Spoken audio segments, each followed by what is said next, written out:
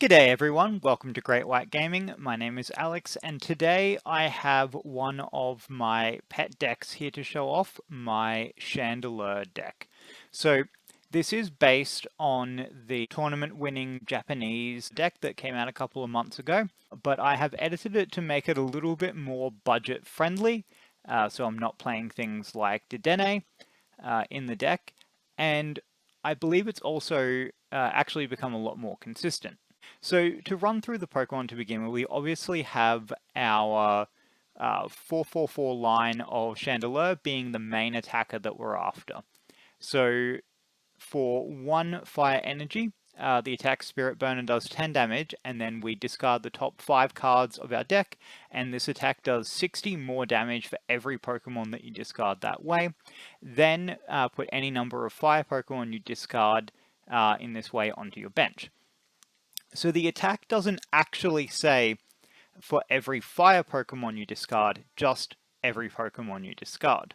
So that actually opens us up to playing a hell of a lot more Pokemon than just our main fire Pokemon that we're after. So the first thing that you probably would notice that you don't see in too many other decks is this Dunsparce. Its first attack, for a single colorless energy, search your deck for up to 3 basic Pokemon and put them onto your bench, then shuffle your deck, and if you put any Pokemon on the bench, you can switch this Pokemon with one of your benched Pokemon if you choose to. We're pairing this up with our Gossifleur from Sword and Shield, which has the Call for Family attack, search your deck for up to 3 basic Pokemon and put them on your bench, then shuffle your deck. So they essentially are the same thing. So we've got 3 Gossifleur and 3 Dunsparce, and these are our ideal starters. So the way that the deck is going to run is essentially we want to go second, and we play one of these two turn 1 to get out our other key basics. So generally the key basics that we want to get are obviously a Litwick, so I'm still using the Litwick from with the Find a Friend attack, so that if we do get it stuck in the active turn 1, we can at least search our deck for a particular fire Pokemon that's going to help us out. And I am playing the new top entry Lampent from Rebel Clash. So once during your turn, if you drew this Pokemon from your deck at the beginning of the turn, you may play it directly onto your bench. So this is just here to help with a little bit of extra consistency, but we won't be relying on that ability necessarily. We're going to be relying on some of our other Pokemon. Water Pokemon. So we have a 3-3-3 line of our Sobble, Drizzile, and Inteleon. So you may also notice that we don't have any draw supporters in the deck, and that's because we're going to be churning through the deck fairly consistently. So what we can actually do is use our Drizzile and our Inteleons to search out the specific pieces that we need to get set up early on. And then once we're set up, the deck pretty much plays itself from there on. So in terms of our other Pokemon, we have our Ditto Prism Star, so that is great to get out early on so that we can manually evolve into one of our other Stage 1 Pokemon, as well as 2 copies of Oranguru from Sword and Shield.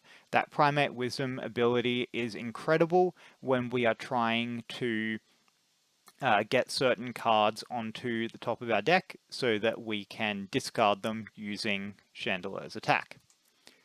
So in terms of our other tech Pokemon, we have got 2 copies of Magcargo, because Magcargo, in addition with Oranguru, pretty much is the full engine that we need for the deck.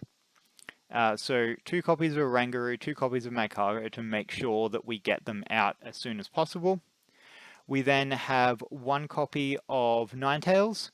So obviously this is our only gusting option, because generally we don't need to gust too much. We unfortunately are an almost auto loss against any mill or stall decks. So rather than teching for those specifically where we've got such a bad matchup anyway, we do only have the one Ninetales. And we also have a single copy of Incineroar. So the Strong Cheer ability allows your Pokemon to do 30 more damage to your opponent's active Pokemon. So if we get a high roll of hitting 5 Pokemon with an Incineroar on the bench, we are hitting 340 damage and one hit KOing pretty much, I think, all of the VMAX except for anything that has buff padding or Copperaja VMAX using the Metal Frying Pan. So you'll see that we're running 34 Pokemon, more than half of our deck is Pokemon. Really good chance of hitting a decent number of Pokemon in the early game, and then once we get to the late game, we're pretty much guaranteed to hit that 310 or 340 if we need to. So from an item perspective, we do have 2 Fire Crystal. So generally the Fire Crystal would be useful if we discard a bunch of Fire Energy early on, or when we start needing to use Ninetales late game. We also have an Ordinary Rod to bring in a couple of extra Pokemon and bring in some energy as we need them. We have 4 Pokemon Communications. Because we do play so many different Pokemon, we need to make sure that we can find the pieces that we want early on. We play 3 Rare Candy to get ourselves into Litwicks and to get into Inteleons when we really need to. So the Inteleon play is actually really useful because you get the opportunity to pull 2 more trainer cards. You can get yourself another Rare Candy and a Comms, for example, to ensure you get yourself a Chandelure if you don't necessarily have one early on. We are playing 3 copies of Brock's Grit, so shuffling 6 of any combination of Pokemon and basic energy cards from the discard into your deck. This is what stops us from decking out early, and it's also a way of ensuring that we hit as many Pokemon as we can and keep that run going if we happen to be against a single prize or only a 2 prize stage deck rather than 3 prizes. We also have 2 copies of Rosa. So Rosa is a fantastic supporter in this deck. So you can only play it when one of your Pokemon was knocked out during your opponent's last turn. Search for a Pokemon, a trainer, and a basic energy card, reveal them and put them in your hand, then shuffle your deck. So this is our ideal turn 2 supporter, if everything goes well, but it also can be useful later on in the game as well. We have 1 copy of Everloon just to help us in case we get anything stuck in the active that we don't necessarily have the retreat cost for. So that will be either our Incineroar if it gets brought up, or our Magcargo, which is what happens most often. We can make sure that we can move that back with only a single fire energy. And we are only playing 8 fire energy in the deck, which allows us to get enough fire energy out of the deck to do what we need to do, gives us a bit of gusting opportunity. So I did miss over the Giant Hearth. So the Giant Hearth is great for getting fire energies out of our deck and thinning the deck so that we can either use Ninetales' ability or attack early on, or make sure that we're not discarding fire energies when we don't need to. Alright, so let's see the deck in action. Alright, let's see what we've got here. My Valentine. So we have got Grass, Psychic, and Dragon. I have no idea what we are about to see here. We are going first, which honestly sucks. We don't really want to go first with this deck. So that is going to put us at a major disadvantage.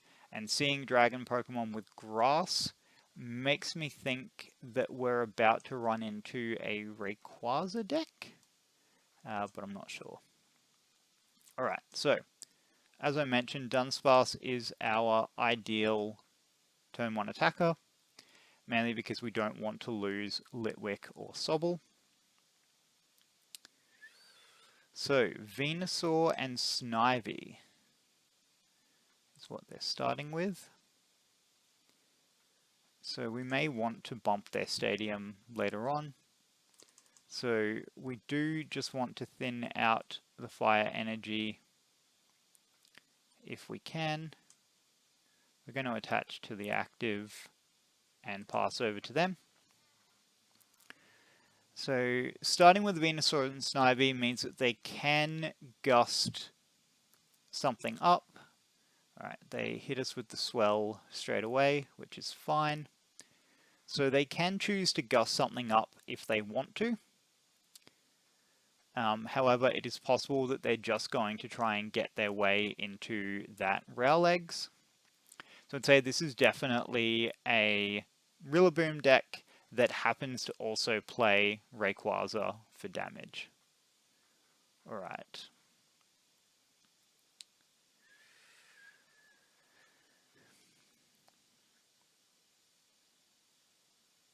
Alright, so they've got their Rillaboom out.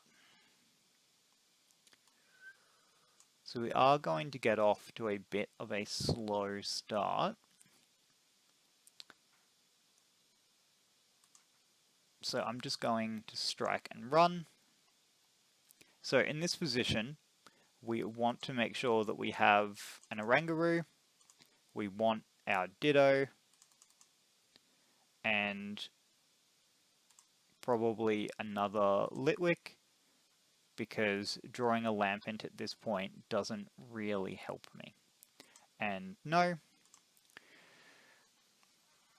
So if all goes to plan, Rowlegs will knock out my Dunsparce this turn. He can see that I'm not playing Ultra Beasts, so there's no reason to evolve that Trico up.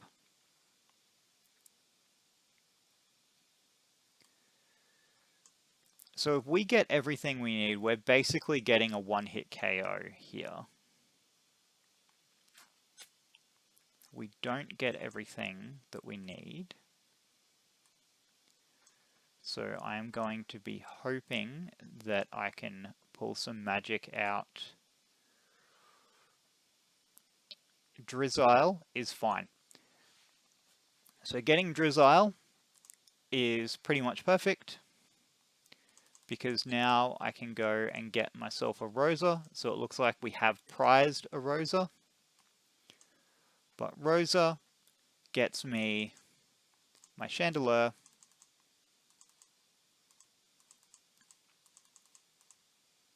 my Rare Candy, and a Fire Energy.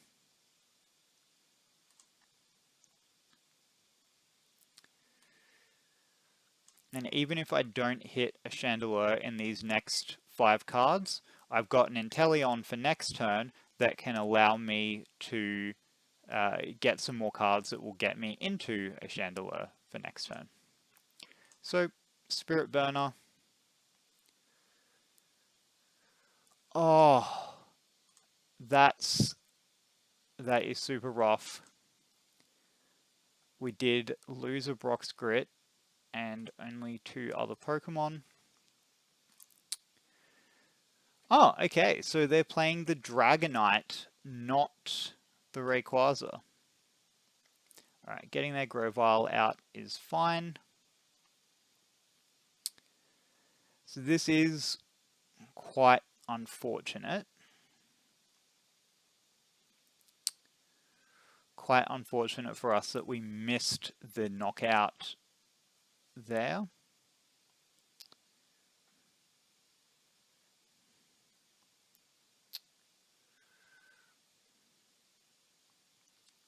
And it's even more unfortunate that we have prized a Rosa.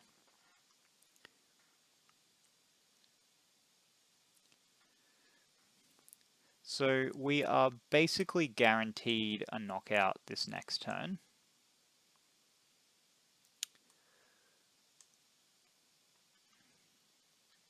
mag cargo is perfect. So the other thing that Inteleon does, besides just getting us the specific cards that we need, is it allows us to take out the cards that we really don't want to discard. So Brock's Grit is fine here. So we attach a fire energy. We get ourselves a Chandelure. We're going to sacrifice a giant hearth here. Unfortunately, it's not ideal, but we don't have much of a choice. So how many Pokemon are in the discard? 1, 2, 3, 4.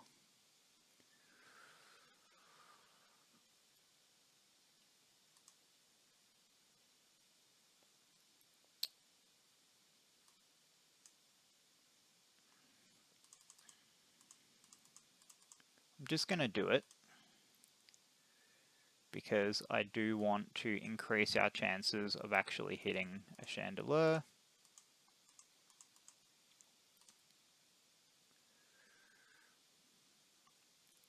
We do have another Brox later. Beautiful. So that's what we wanted before. And that Ninetales will pretty much secure us the game as long as we get a Rosa here. We did not.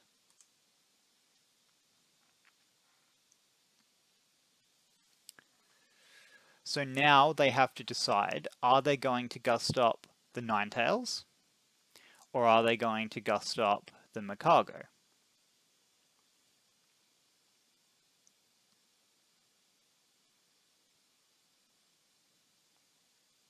But whatever they do, they can't leave this Venusaur and Snivy in the active. And they obviously didn't know. Forest Dump.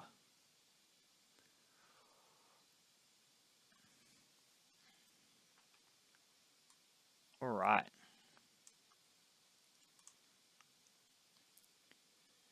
So we've got game here. We may as well put this on there. So we comms away our Lampent to get a Chandelure.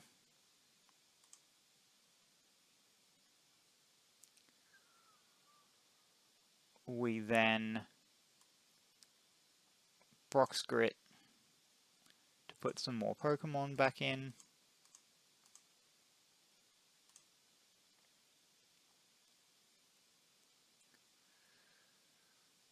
We then search our deck. This is assuming that I still have a rare candy left. And I do.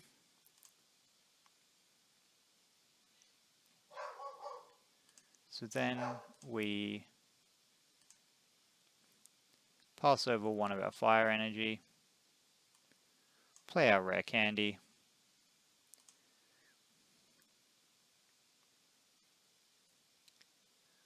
and then there's no reason to gust up. We just gotta hope that we hit enough. You're kidding. You are kidding me.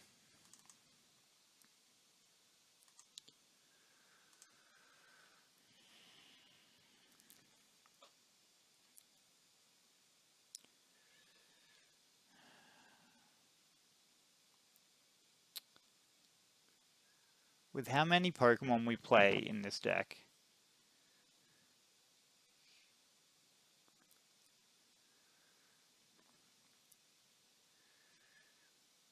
so he needs to retreat at this point.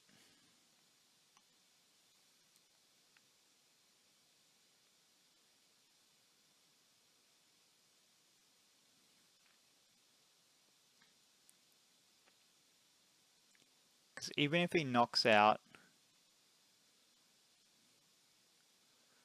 Alright. So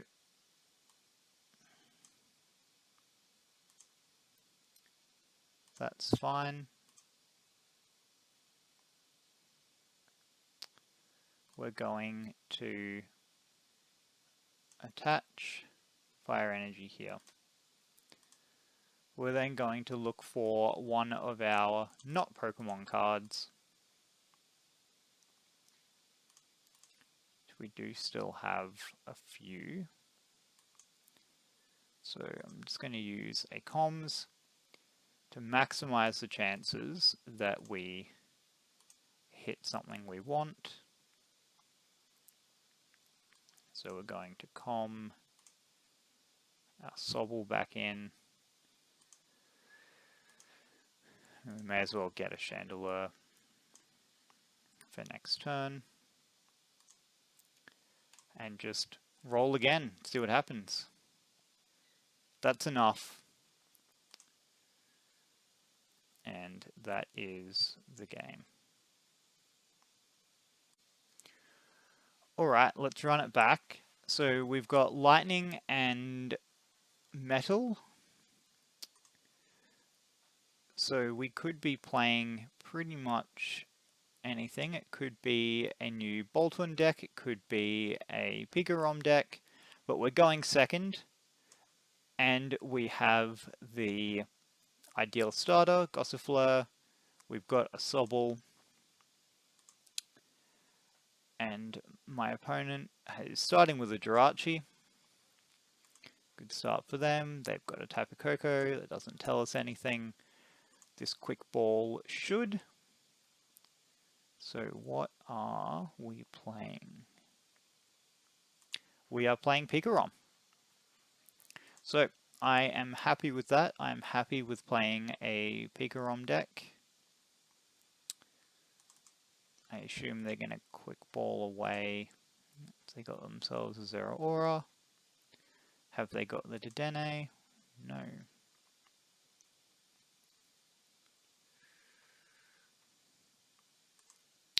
Acrobike. Acrobikes can get Dedennes.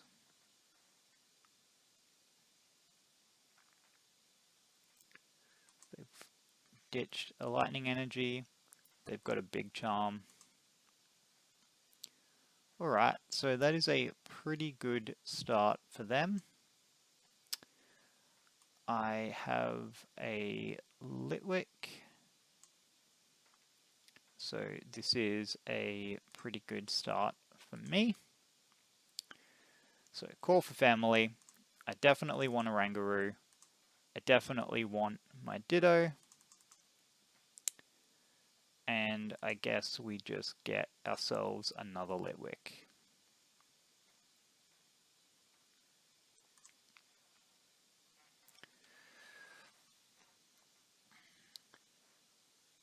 So if we get knocked out this turn, which is what I am expecting, surely he gets full blitz turn 2. All he needs is an attachment.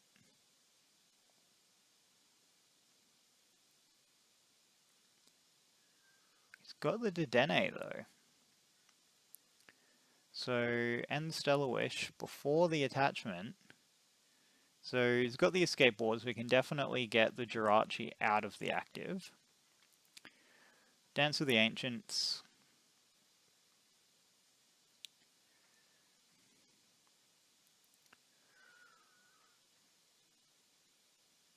Put them on, he's got one on the Zeraora, he's got the attachment.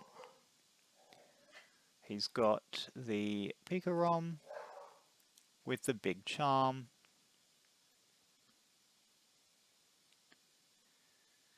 So that does mean that we're going to have to hit. We're going to have to hit a high roll to knock him out here. Powered up the Zeraora, which is interesting. So drawing the fire energy is good. We go attach. We Drizzile. which allows us to go and get ourselves a Rosa. Then Rosa allows us to get, so we've got 3 Chandelure in the deck. So we're actually going to go for a Mag Cargo to ensure that we get ourselves set up, and a Rare Candy, and the Fire Energy. So, Mag Cargo goes here, gets us a Chandelure, which unfortunately means that we don't get to high roll.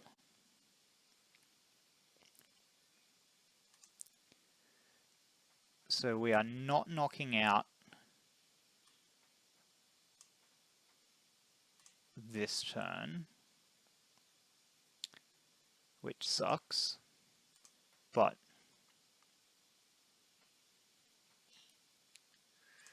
we did get another Chandelure.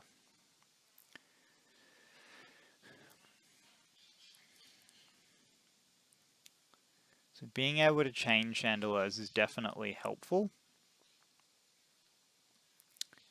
Unless he's able to get a full powered, and he can get a full powered Tag Bolt, which is going to take out both of my Chandelure.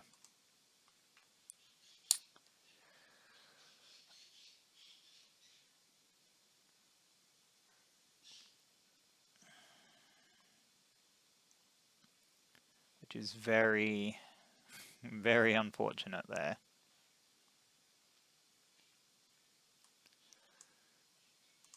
So we're not out of it yet. We comms away a Dunsparce to get an Inteleon. And this is one of the great things about playing the comms and so many Pokemon and this Inteleon line, so that I can make sure I have a Rosa. I'm probably even going to get the Ordinary Rod.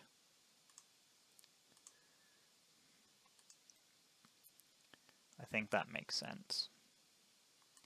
So I'm going to shuffle both of my Chandelure back in. I don't need any more fire right now. I'm then going to play my Rosa,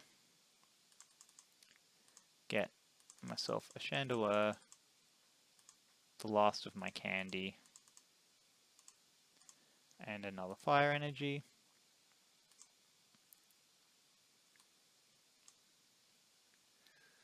Then get a Chandelure up, attach, put another Chandelure at the top of the deck to guarantee ourselves an attacker for next turn. Then Spirit Burner. We hit 1 of each. I'm gonna leave that space open just in case we get something like a Ninetales or a Incineroar.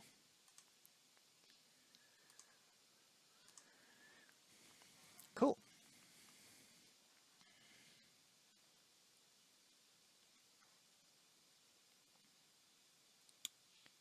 So at this point, he either has to come in with Zeraora or find another way of powering up that Raichu, Alolan Raichu. So I'm not really sure what he thought was going to happen last turn. Like, he obviously didn't know that I had access to that Inteleon and that I would be able to get the knockout when he took out both of my attackers. So that is one of the benefits of this deck, is that it does have a lot of comeback potential. and he may just have to sit here. I mean, if he gets that Thunder Mountain out, I've got the stadium to bump it straight away. So that is useful. I had to get rid of a speed energy. That sucks. It's definitely unfortunate. So I don't really know. Alright, so he's got the catcher. He's got the Thunder Mountain. So what's he going to try and bring up? Nothing? Just going to take out the Chandelure? Okay. I am fine with that. Do I want to put Lampent straight onto my bench? I mean, there's no reason not to. Bumping the stadium.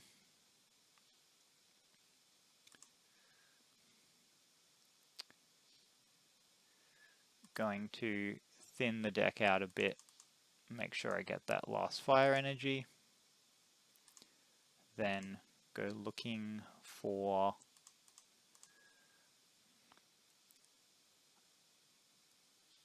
probably the Chandelure is fine.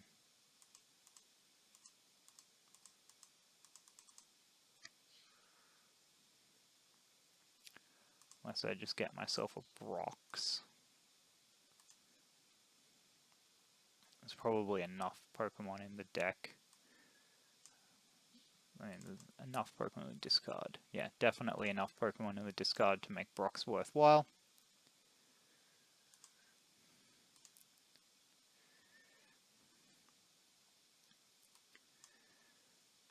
So yes, I am no longer guaranteeing that there will be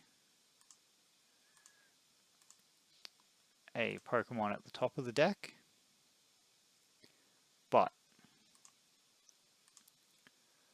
I only really need to hit 3 Pokemon to knock him out, and I got all 5. Ninetales is there.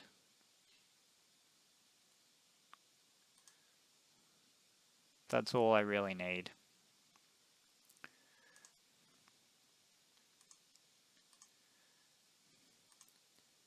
Alright. So, whatever they leave in the active is going to get knocked out. The only way that they can win now would be to catcher up my Oranguru, stamp me to 1, and knock out my Oranguru this turn.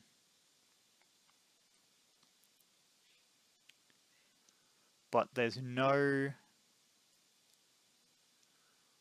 stadium left for them.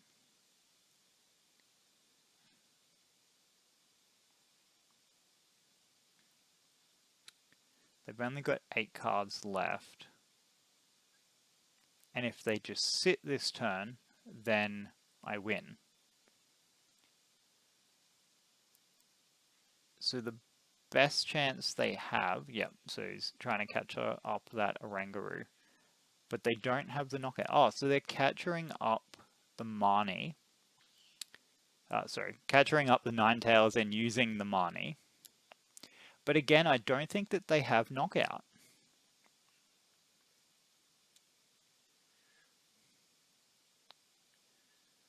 I don't think that they have a knockout here. And Ninetales is only a single retreat.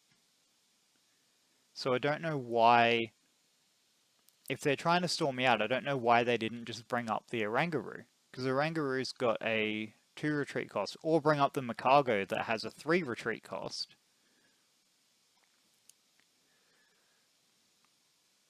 Okay. So I don't know what the plan was there. I'm going to get my fire energy back.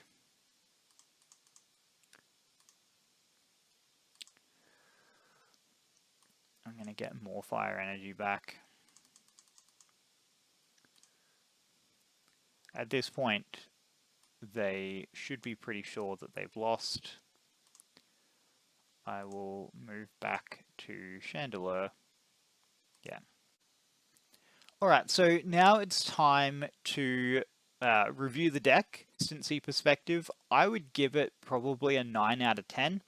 I think that it's a pretty consistent deck. I mean, starting turn 1 and missing the basics that you want is pretty rough, but it is entirely possible to draw a Litwick, a Sobble, an Oranguru in your first 2 turns and basically be in the same position without having to lose a Gossifleur or a Dunsparce.